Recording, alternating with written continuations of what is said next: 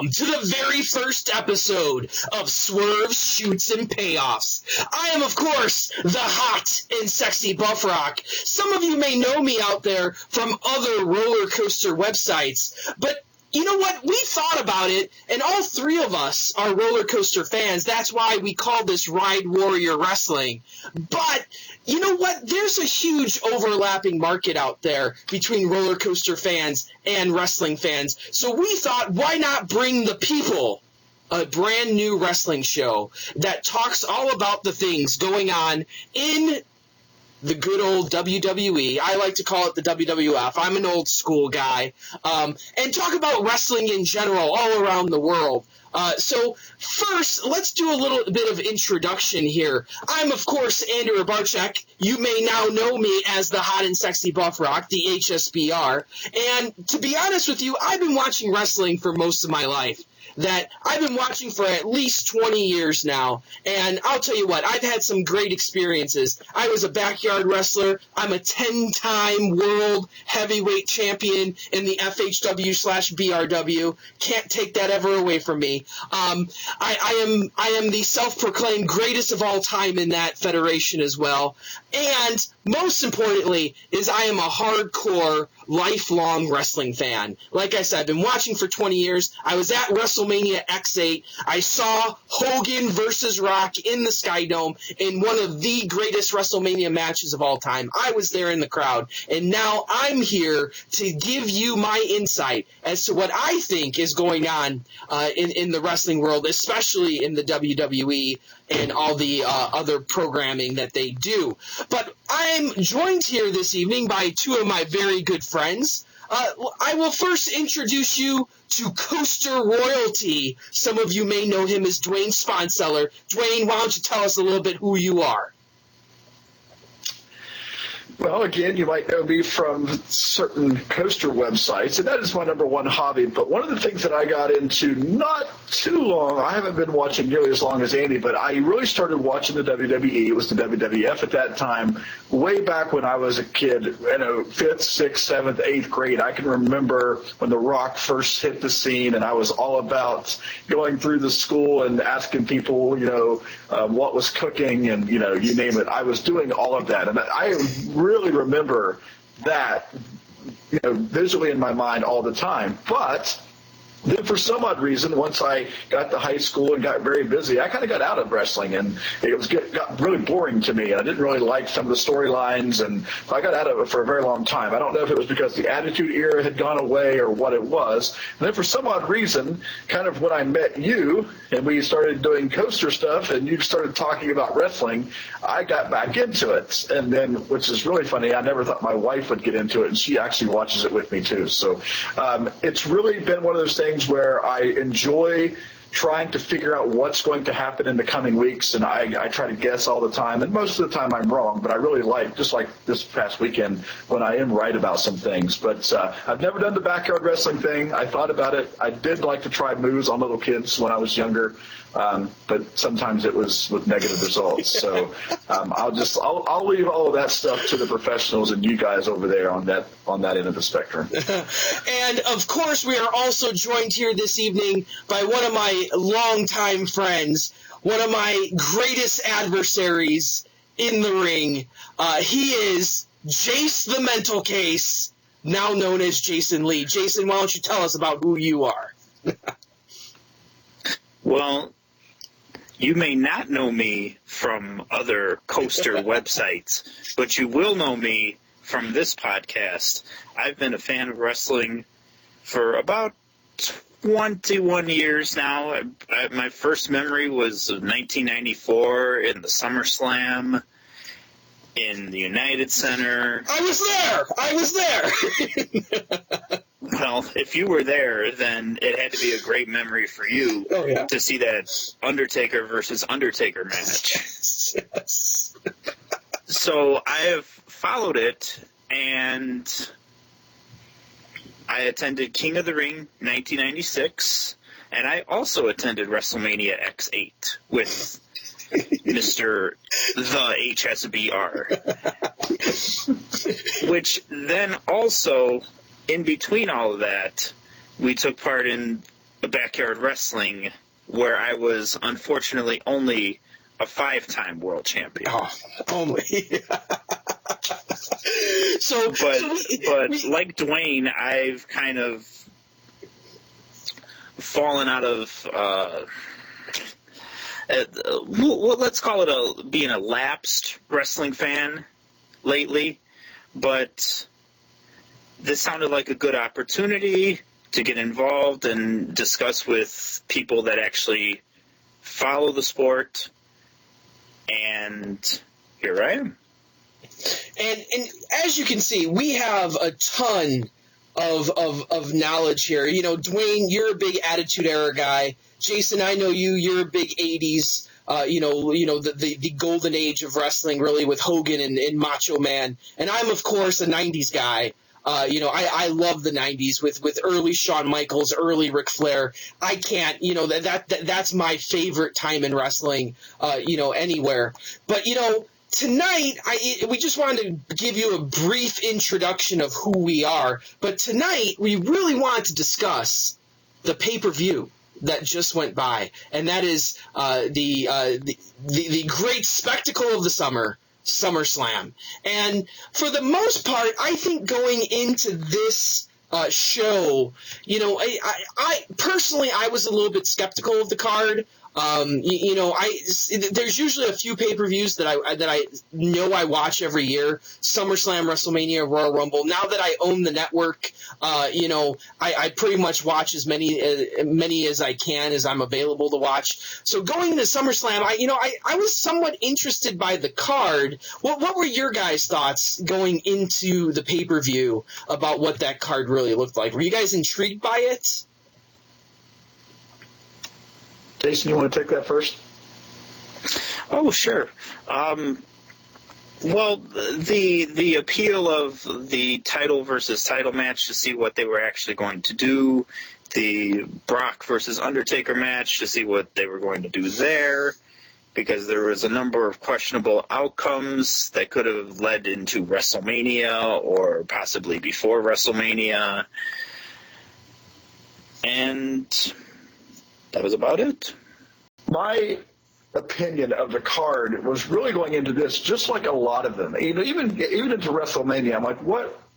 It's really seemed to me lately, in the past 6, 7, 8 months, we see nothing but rematch after rematch after rematch after rematch. And I don't care if it's 6 months in the making, 15 months in the making, we're seeing rematches after rematches after rematches. And I thought once the WWE went to this whole new idea of, superstar fighting superstar, and you're not actually going in there to fight someone who is a no-name, I thought that was supposed to fix all this. But now we've gotten into this holding pattern to where we're fighting the same people night in and night out, and there's no real big storyline. And going into SummerSlam, I didn't think there was that big of a storyline. I mean, I understand the whole Undertaker thing coming, off the loss at WrestleMania 2 years ago.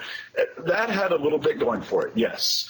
I really didn't understand the title for title. I understand that eventually John Cena is going to get the tying 16th, and I understand that's going to happen. But I didn't understand why now and why this. I mean, I guess after watching Raw, I can understand a little bit more.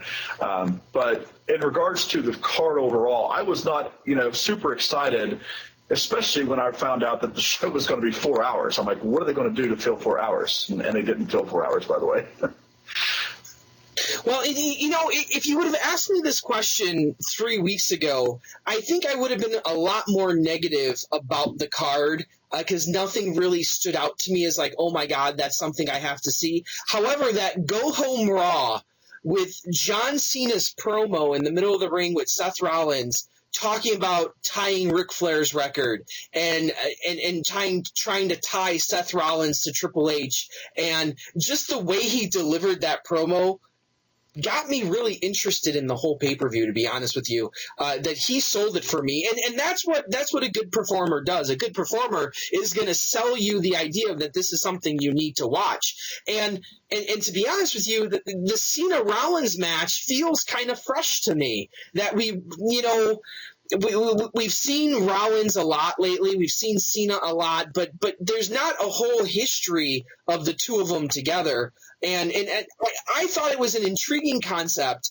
It kind of came out of nowhere, and I think it worked. That it wasn't, you didn't have the 6 weeks of constant buildup to these to this pay-per-view. It was like Cena was out with an injury from Rollins, and it was almost like a very quick sequence rushing us into the SummerSlam main event, and I thought it felt real nice. The Undertaker Brock match is always intriguing, just to see what would happen.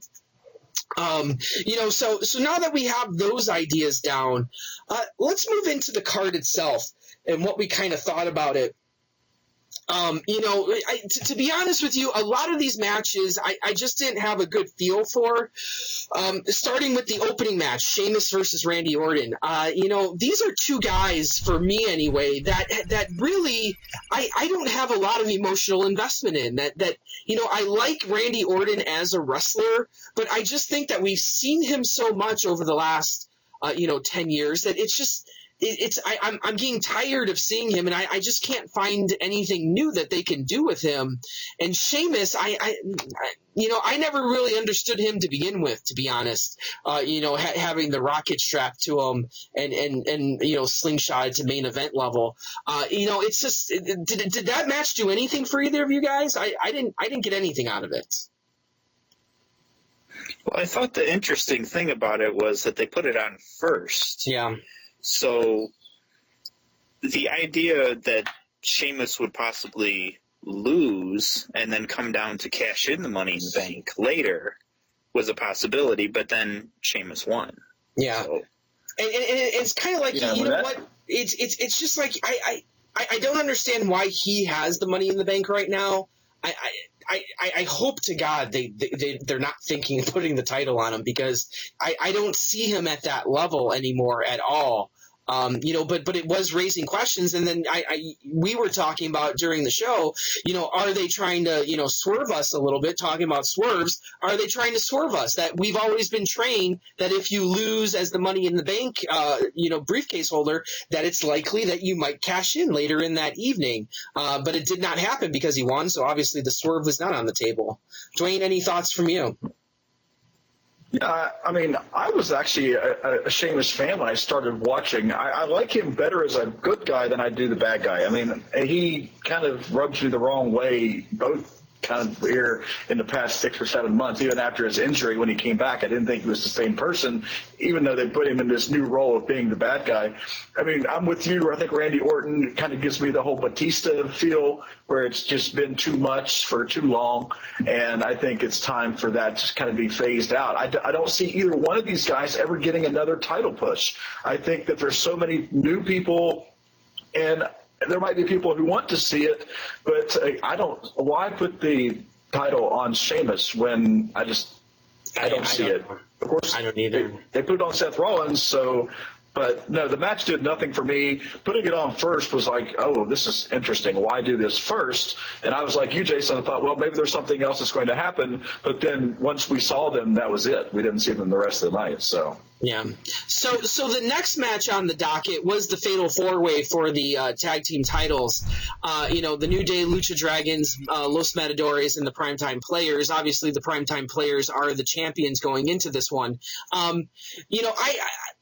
I think the tag team title matches, generally speaking, on the last few pay-per-views, dating back to WrestleMania, have kind of been the highlights of the pay-per-view. That if you want the most exciting action and some of the best mat wrestling, sometimes it's these matches. That there's there's not a lot of flashy tag teams right now. Like, Lucha Dragons look real nice. They were great down in NXT. Los Matadores, they have a lot of, technical ability that they could be good. They're just not getting the push. The Primetime Players, I don't buy into them at all. I was glad when they came back together, because they both were doing nothing as singles wrestlers and just tying up TV time for the most time. So at least together they're better than singles wrestlers. But you know what? I'm really, really infatuated with the New Day. I think their gimmick that started off kind of rough with the preacher aspect. I liked it from the very beginning. I thought it was eventually going to transition to a Nation of Domination gimmick. It did not do that. But I like where they're at right now. I like the three of those guys together. I like what they do. I think they are extremely entertaining. And the way that they work the crowd organically is just amazing. Like they have such a skilled mastery of how to be in-ring wrestlers and performers. And I attribute that specifically to Kofi Kingston, because he's been in there. He's been through the years, just one of the best performers in the WWE. So I really enjoyed this match too, and I'm really happy that the New Day won. I was super excited when that happened. Yeah, Kofi Kingston's celebration at the end was one of the highlights of the first hour, for sure. Absolutely. And Kofi is one of those guys that I think is completely underused. That when you hear this frustration of main roster guys, and them, and you never hear names. You never hear names, but there's this general rumbling out there that some of the main roster guys are frustrated by the NXT guys getting longer matches down in NXT, getting more exposure, and being seen as these great wrestlers. And they're like, well, I'm up here on the main roster. If you actually gave me the time to do what I do, I could do that too. And when I look at the roster, Kofi Kingston is that guy.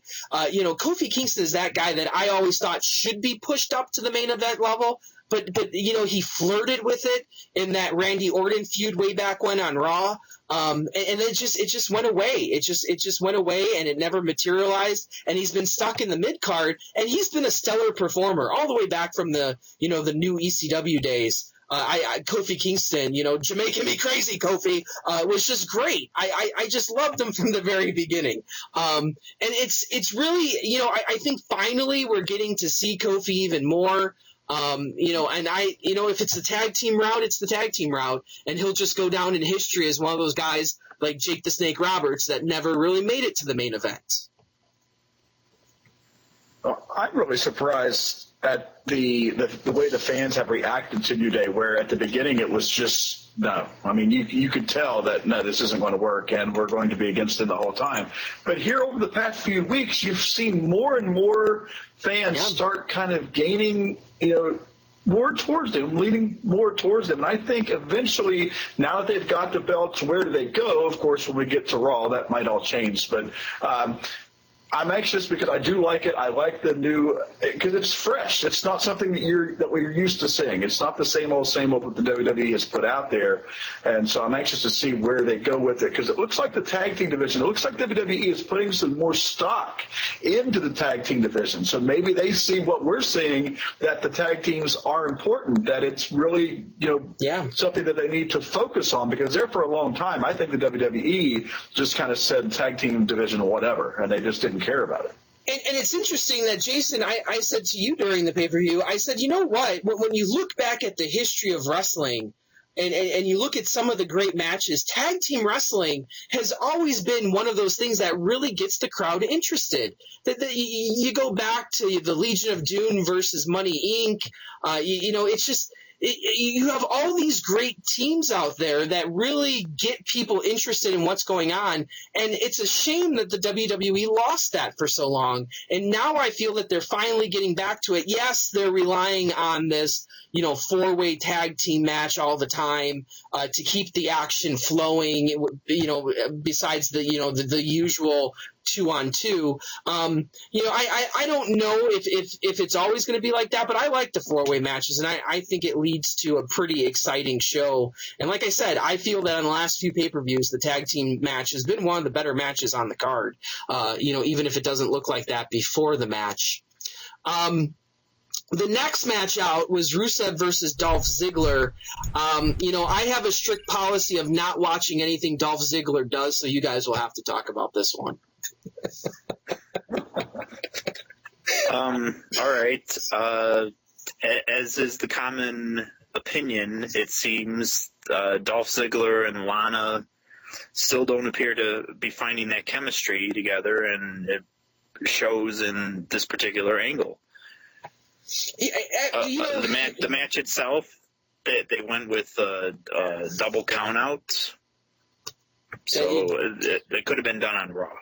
Yeah, seriously. Yeah, and I'm not a fan of either one of these. I mean, I like the angle of the Rusev Russian thing, and then when it went away, and he just, after his injury and it with everybody that he went through and was, had that undefeated streak for so long, and they made a big deal out of that. But then what have they done with him? So, I mean, he's going to end up, what he reminds me of is someone who he dominated for a long time. That was Jack Swagger. I mean, they did that with Jack Swagger, that he was going to be this next big thing, and then all of a sudden gone. Now he's nowhere to be found. Yeah. And then I seriously think Rusev is going to be the same way. He's going to live in the mid card for a very long time.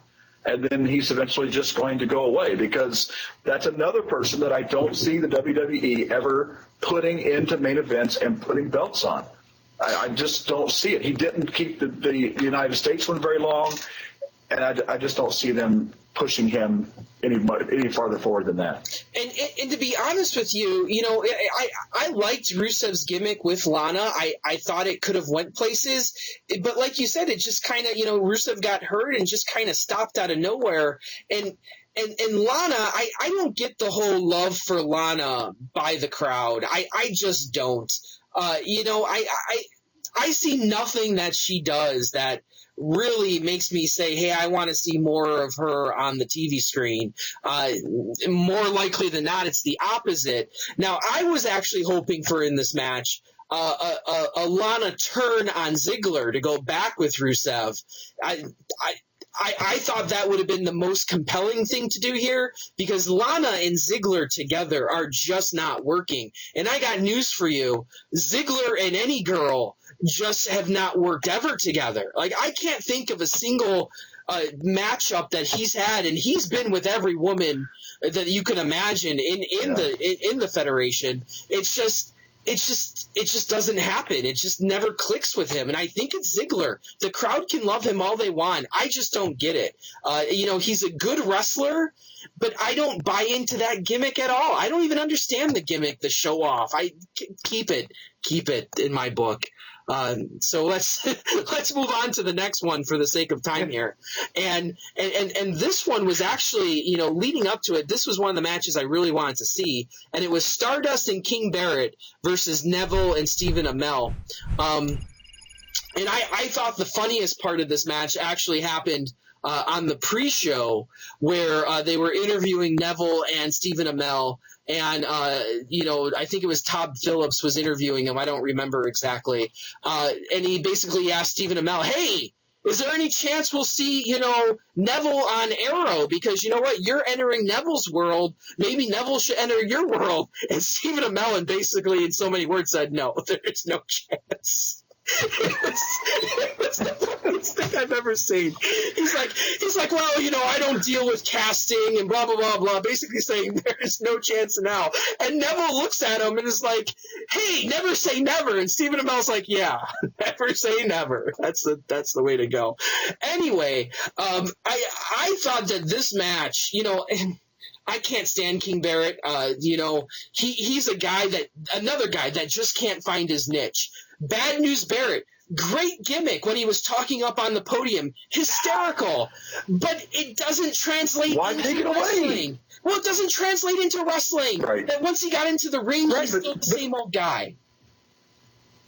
Yeah, but still keep it. At least it was entertaining. Well, I guess, but if you never want to, so teaming him up with he's Stardust, never going to be a good wrestler.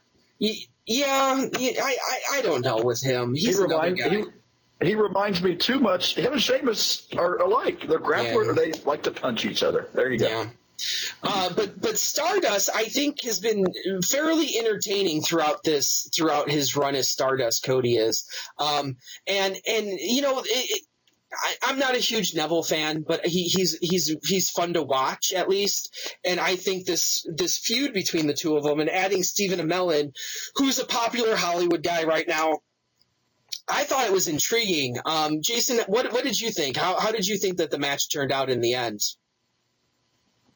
It was decent. I mean, I would say it exceeded expectations because I didn't really have expectations going into it. But I did see the spot that Stephen Amell had on the couple Raws before that where he confronted Cody, or Stardust, excuse me.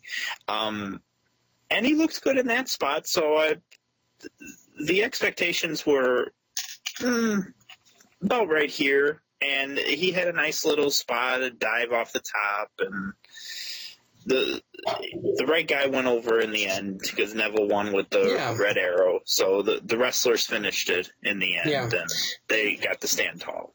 And to be honest with you, if you look at the history of celebrities in wrestling, I think Stephen Amell's job at SummerSlam has to be pretty commendable and ranked pretty highly on that list, simply because so many of them are so poor. And when we get down to Jon Stewart in one of the main events, I think we'll talk about how poor celebrities actually do when they're placed inside the ring, that they just don't fit there. But Stephen Amell kind of fit in. He wasn't spectacular, but he wasn't embarrassing, and he did a fairly good job, I thought, for the most part, right? Well, I thought he took the punishment well. So what I really thought that he did was when he was actually getting beat on, he did a decent job acting and showing that he was getting beat on. So I don't think, because some people you get in there and they do that, and it's so obviously bad that's like, okay, don't even show that. But he took it well. I thought he really was able to show that it looked like he was getting, that everything was spot on in my view for someone who's never done that before. I mean, he's a great actor. I do enjoy watching Arrow, and I thought his dive off the top was a good spot there for him, because you're not expecting any more than that. So that was what I was expecting. It turned out well, and I thought it was a major plus for that match, which in most cases many people would say, that's really not a SummerSlam match, but you bring in the Stephen Amell and know what's been happening before that, and it turned out pretty well in my case. I felt it was more of a WCW summer match, because that's when they always brought in their celebrities like Karl Malone, and it's kind of following in that. For the next match though, it was the triple threat for the Intercontinental title. The Big Show versus The Miz versus Ryback. I'm sure most people were set on fire by this one. Just the thought of the awesomeness that would happen here. And I think we got what we all expected. It's a match. I personally think the right guy won. I like Ryback as champion right now, as Intercontinental champion. Back in the day, I thought maybe he had a shot at becoming world champion, but that's just not going to happen. I don't see that ever happening at this point. But his Intercontinental title run could be, somewhat interesting. Big Show's another guy that I just don't like watching anymore. You've just seen him so much, and the Miz, he's a guy that, man, he's so talented, and I usually love almost everything he does, but I am so sick of him fighting for the Intercontinental title. It's disgusting at this point. I'm just tired of him in that position, but I don't know what position you put him in anymore. I just want to know how many times Big Show turned during this match. Did anyone keep count? Good thing we weren't playing a drinking game during it, because I tell you what, and it's because he has no direction, and you can't have, we get back, and we're going to talk about the Divas match later, but it's the same exact problem that you have with the Divas. When you have a triple threat match and the two heels aren't working together, you don't know where one of those three people are. That usually in a triple threat match you have two heels working together versus the face. The two heels, you can just expect them to turn on each other at some point during that match, and then for the face to come out on top. That's not the way this was booked. You described it exactly. Big Show was turning face, turning heel. We don't know what side he was on. He was on his own side, and it just doesn't work out in the end. It's just a mishmash of everything. Well, and to be honest, I have one thing to say about him and The Miz. If The only place that they really need to be is in and like what Kane was doing for so long. Seriously, like that type of either be with the authority, be some type of figure where you're on every once in a while, but you're not, in the way all the time, because I've seen the last I can see of the Big Show, because what are they doing with him? He just comes out and tries to bully people. Okay. And then The Miz, all he does is do interviews. But that doesn't do anything for me either. So they can just take those two and do something else with them, because they are taking up TV time that doesn't need to be taken up. Yeah, well, and I think that's a lot of the problem that we're seeing with a lot of the shows right now, is that you have you have a clogged roster with all these stars that demand TV time, and I'm not saying that they personally demand TV time, but just by them being there, you feel the writers feel compelled to put them on TV, and it's just clogging up the 3 hours. We have 3 hours of a lot of nothing, and that's one of the problems that we have, and that's why I think a lot of people are turning to NXT, is because it's a 1 hour program. You get to the point every week that you feel that there's consistent storylines that move forward. It's a pacing thing. You don't feel bogged down by all the stuff you don't care about, by all the guys who are making money that you feel obligated to put on TV. In NXT, the only people on TV are the people that people want to see down there. And I think that's one of the reasons why NXT has become so popular, is because of its short time, because it's people that, people want to see. And it's, you get rid of all of that other stuff of the junk. And I think that's what makes it sometimes good. So the next match then was Roman Reigns and Dean Ambrose versus Bray Wyatt and Luke Harper. You might as well call this one the Shield versus the Wyatts. And it is nothing new that we saw here. Did you guys feel that anything was new in this match? Obviously, I like Dean Ambrose. I think he's a great star right now. I would much rather see him than many people on the roster, move up. And Bray Wyatt, I'll tell you what, here's a guy that's just living in nowhere right now, that has been doing nothing but losing. And I kind of defended it, being like, hey, you just got to give him a chance. But it doesn't seem like Bray Wyatt's getting that chance anytime soon. Well, it just goes back to the earlier point that we're getting the same matches month after month after month, and even you can take 6 months to a year away from that and go back to it, and it's still, there's nothing new to it. Maybe two guys are out of those specific factions now, but other than that, nothing's changed. It's still the Shield versus the Wyatts, as you said. Yeah, and Bray, I think he does some really good things, but if WWE is trying to make him the new Prince of Darkness or whatever, if he's going to be taking over the Undertaker's spot, would you not have been pushing him way before now? I mean, I know the Undertaker's still around, but that's just for big pay-per-views. So if you're trying to make him the new face of evil, would you have not pushed him a lot more than he's been pushed? Because he did there for a while, and then now it's all gone. I almost feel that they're going the same route with him that they went with Mankind early in his career. But the difference was Mankind, Mick Foley was putting on some pretty great matches that really had people start talking. And I just don't see that with Bray Wyatt right now, where he does good things, but he hasn't really done that great thing yet. And he's always been with the Wyatt family, so that's one thing. And when he was off on his own, he was basically doing nothing for the most part, that nobody was really watching him, that his best work has been with the Wyatt family, with other people. So you wonder if he is going to make that jump to be at that Undertaker level. And like you said, I just don't see it right now. Maybe in 3 years I will, because he's a fairly young guy. He's got a long career ahead of him, hopefully. But right now, this is a slow start. this is a pretty slow start for him. And I think a lot of people had much higher expectations for Bray Wyatt coming out of NXT, before NXT was on, the network or whatever. So I think some people are pretty upset with the way he's been booked lately. So hopefully he's the guy that we see take over a major heel role soon.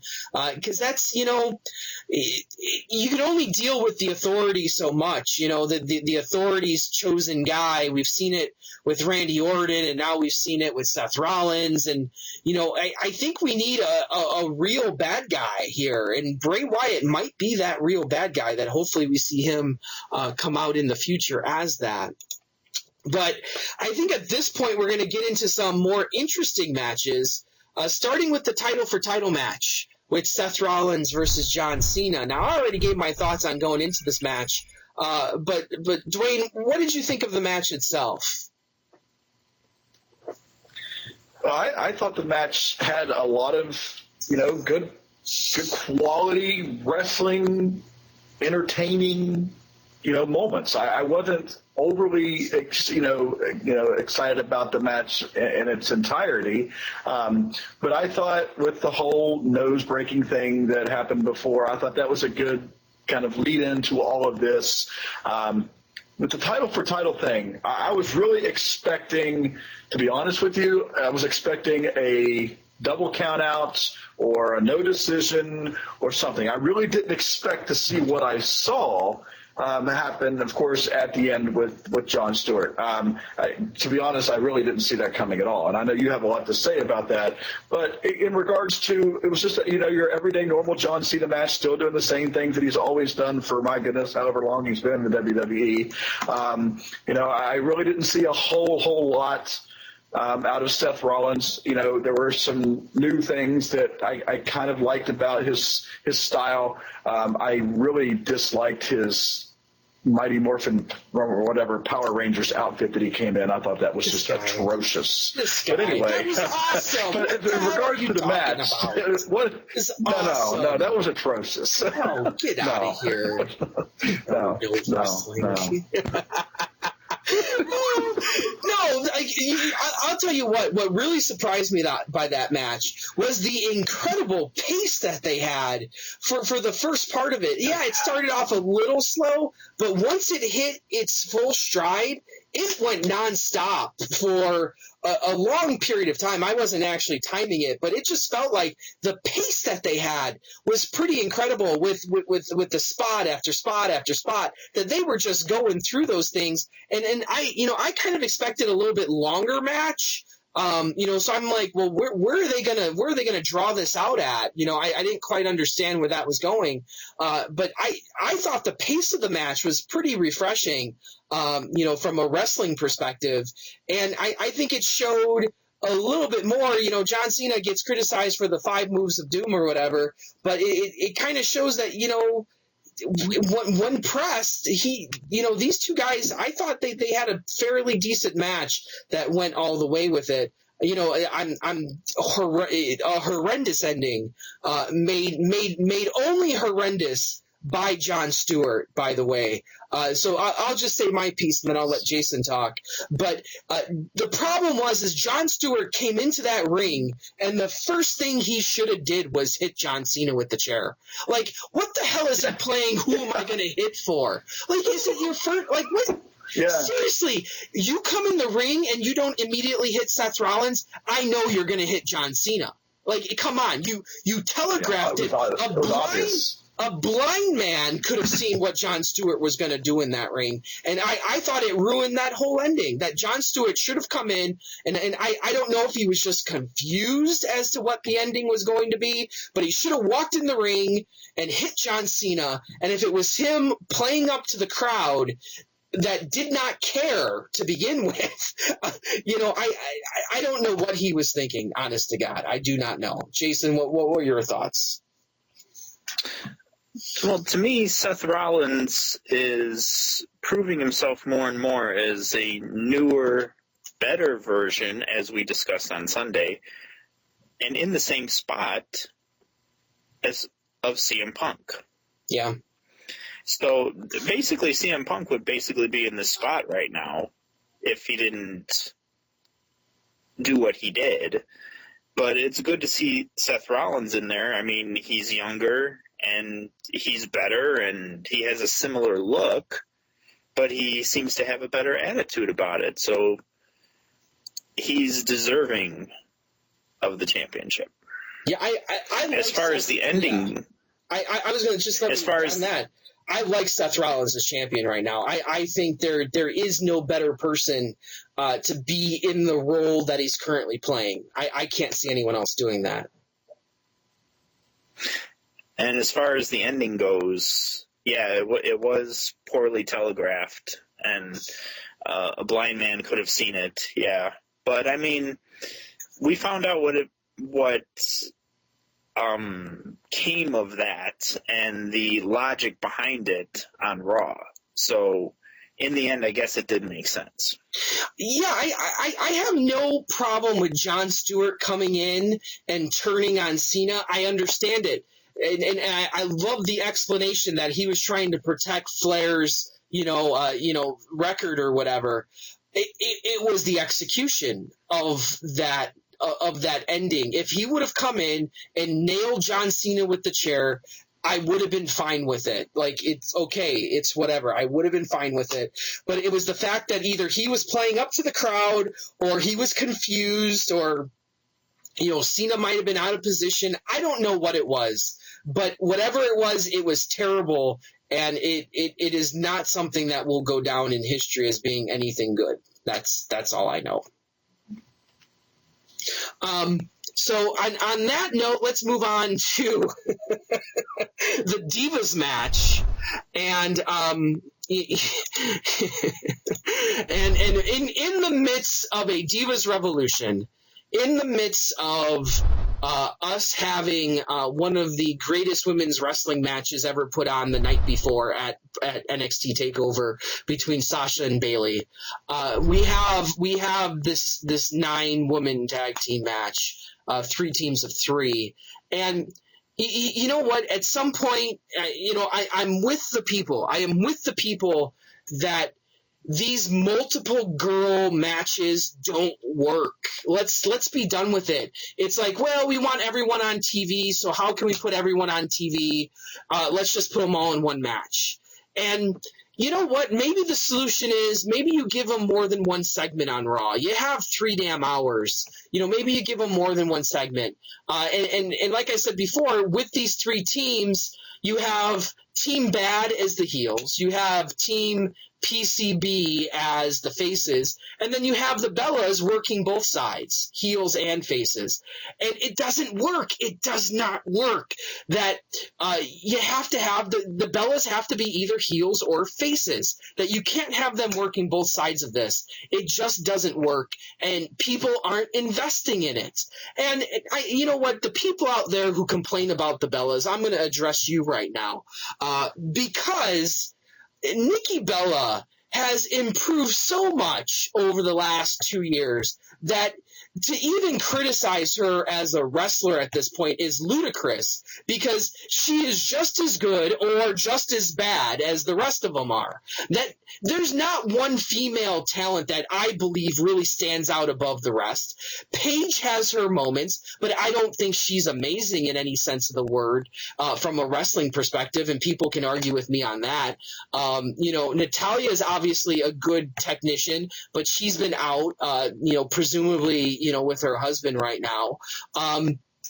It's just I don't understand the people who hate Nikki Bella, and I simply think it's because of who she is, and they hate the Bellas to begin with. So they watch the matches with rose-colored glasses on and don't actually see that, for the most part, she's selling her ass out there, selling off her ass. Like, she's working off her ass. She's performing the moves. She's not botching it. Not like the golden child of Charlotte right now, who basically botches almost everything she does in the ring.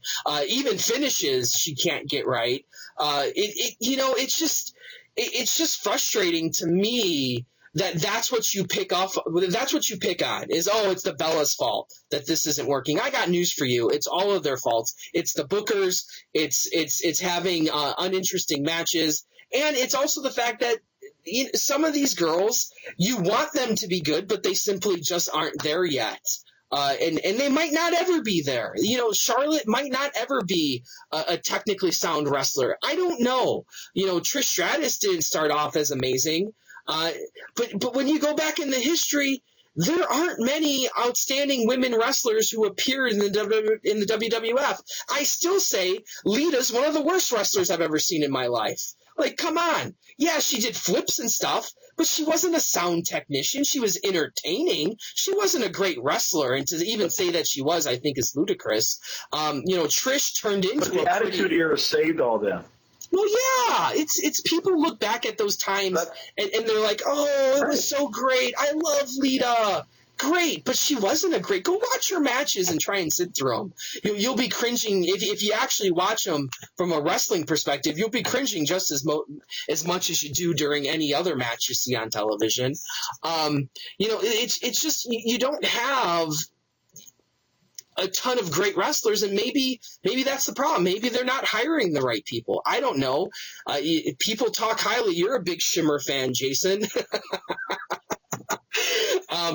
Sarah Del Rey, you were a huge fan of hers, and she's training them down there, so maybe things will get better. I just don't know. What did you guys think of this match? I've gone on for a while here. Again, it's just, if you've seen one, you've seen them all. There's all different combinations, and this time they just put them all together in one match just to get them all on the show. The culmination of the feud, maybe, but apparently not.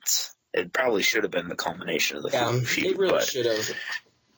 I think it would have been better if something happened. Someone needs to turn on somebody and someone made a good point online somewhere, is that, Charlotte at some point needs to be a heel. Like, come on. That her dad's Ric Flair, the greatest, the dirtiest player in the game. At some point, Charlotte needs to be a heel, and she needs to turn on the other two. And until that happens, I don't see any of those three going anywhere. I'm not sold on Paige's character. Fine, the fans love her. She is who she is. But Charlotte, if she's really going to be the standout, she's not going to do it as a face. Like, come on. Like, I don't understand that at all. Turn her heel and let's go somewhere. And Sasha, obviously Sasha's the fan favorite out of all of them, even though she is the heel. And she can work and she can put on a good match. So maybe she's the one that comes out of this. Like, we need to get back to one-on-one matches in the Divas division and stop all this, multiple tag team nonsense. Well, I'm convinced that the PG era has destroyed women's wrestling. First off, get rid of the Divas name. I hate it. Go back to the women's title and forget all this Divas stuff, because it's ruined. I literally will turn off the TV when the Divas come on, because what am I? I want you off the show. I need to find a new host. This guy, we need to get. Oh my God! What? You're sitting here complaining about it, and you don't agree with me. No, it's not the PG. What, you want bra and panties matches? Yes. That's gonna advance. That's gonna advance women's wrestling. No, what is this? The LFL? That's not what I'm saying. That's not what I'm saying. But the women's matches were so much better back then. Seriously. I can't get interested in any of these.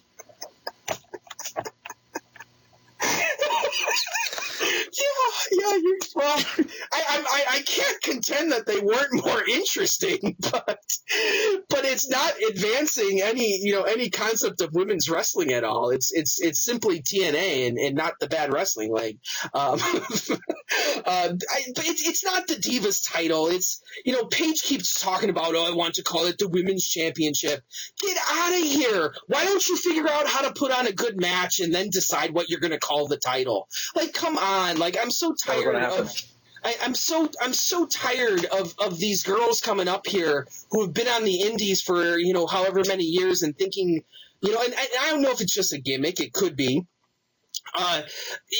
no one's any better than anybody else on that division right now. Like, no one's leaps and bounds above everyone else. Now, you bring in Ronda Rousey, and maybe she brings star power, and maybe she brings something new. But there's no diva on the roster right now that's leaps and bounds above everyone else that they can sit there and talk about. You know, it's a title. It's a brand. It's the Divas. They've made a lot of money off of it, and they're not going back to the women's title. And that's why it's down in NXT, is because that's where they can have that. You know, whatever. I'm done talking about that. And I'm shaking my head when you say about Ronda Rousey's star power. I'm not disputing that, of course. My concern with that is, how can you put her in there with divas and expect her to sell for them? Oh, get out of here. It's not going to happen. Nikki Bella would kick her ass any day of the week. Get out of here. Well, because no one would believe it. Move on to the next one. Now I'm done with it. Go ahead. You put China back. Like, back in the day, you had China wrestling people. Like, she you know, she's booked just as powerfully. You know, but you're right, because at some point she ran out of opponents too. That, you know, you can only, it only makes sense for so long. I don't know. I don't know what she would do. Yeah, but not at the beginning. She didn't. She wrestled women. She wrestled Sable, didn't she? I don't remember. I'm sure she did at some point. No, she started out with the men. Yeah, but didn't she wrestle women? She started at some out point? against the men. Yeah, but she wrestled women at some point, right? Well, she beat Ivory for the women's championship, and that was about it. Well, I don't remember that much. I try and block that out. Anywho, let's move on to the next match. Kevin Owens versus Cesaro. You know, Kevin Owens had a pretty fine match the night before at TakeOver against Finn Balor. And you know, Cesaro is the new golden child up there. You know, maybe they're finally doing something with him. What did you guys think of this match? It was decent. I mean, it was in the tricky spot because they were the buffer match, but they were in the diva spot. They were in what's usually the diva spot, but I mean, they delivered. It was possibly the match of the night. Yeah, I could see that. And I like Kevin Owens. I love Kevin Owens. He's one of my favorite guys right now. His stuff with John Cena was gold. His stuff down in NXT is gold. Kevin Owens knows. Everything he says is what I'm thinking most of the time, which I find amazing. I love Kevin Owens.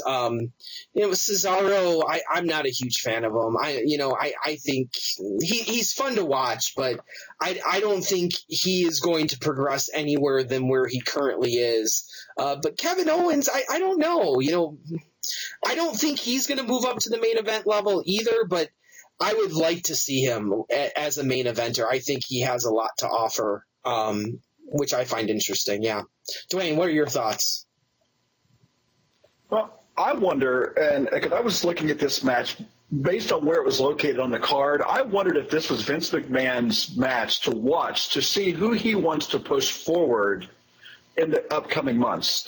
I wonder if he wanted to see which one performed better, which one the audience would back, or maybe pull that in and see, okay, which one of these would I benefit most by pushing forward on our road to WrestleMania or whatever. I think that's why this match was put there.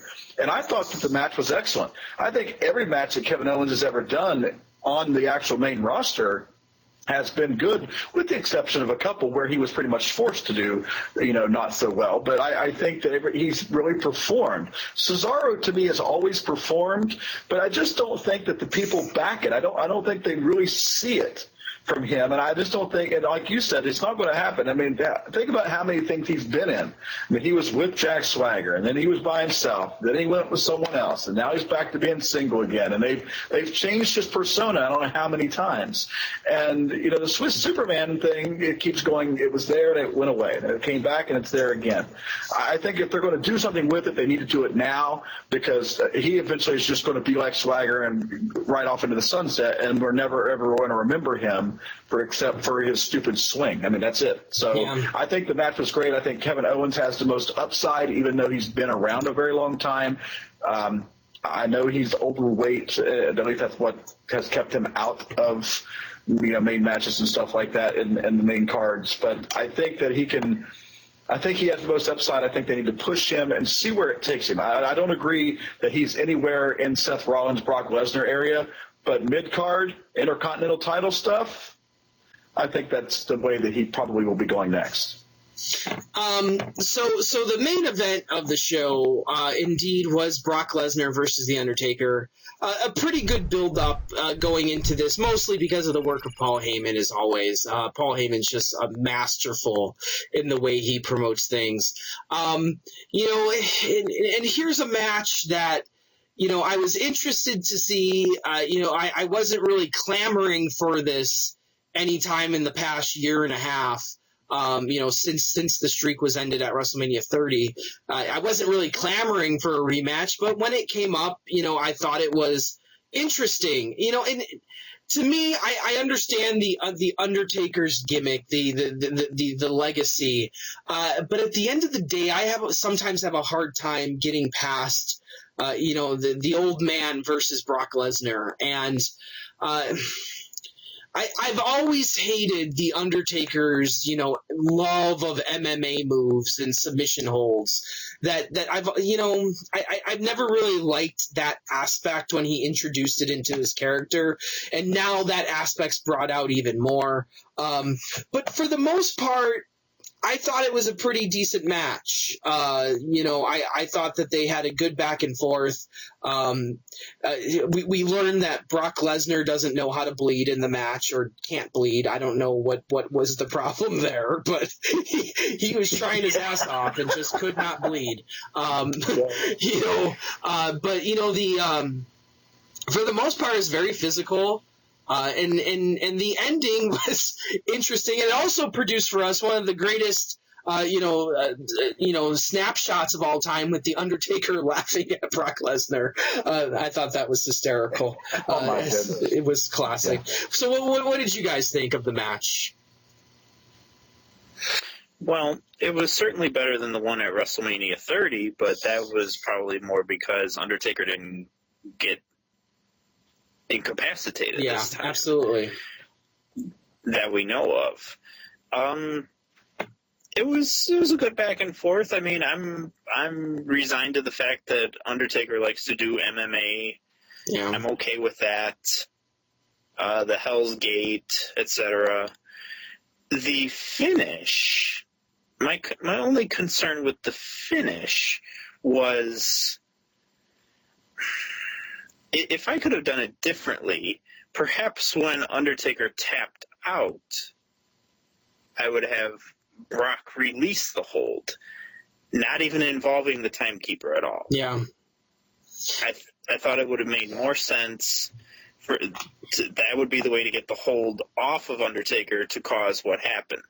Now, my question for you guys is, do you that The Undertaker turned heel? But people have been saying that even before the match, that he was turning heel when he was doing the low blows on every Raw leading up to it, that it was something out of character for The Undertaker.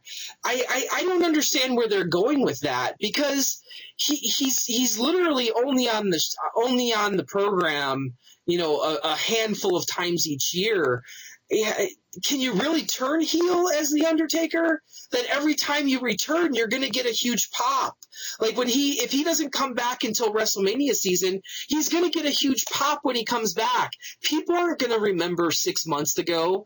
And even when he did heelish stuff, I didn't feel like it was heel maneuvers. Like I can't buy that whole argument.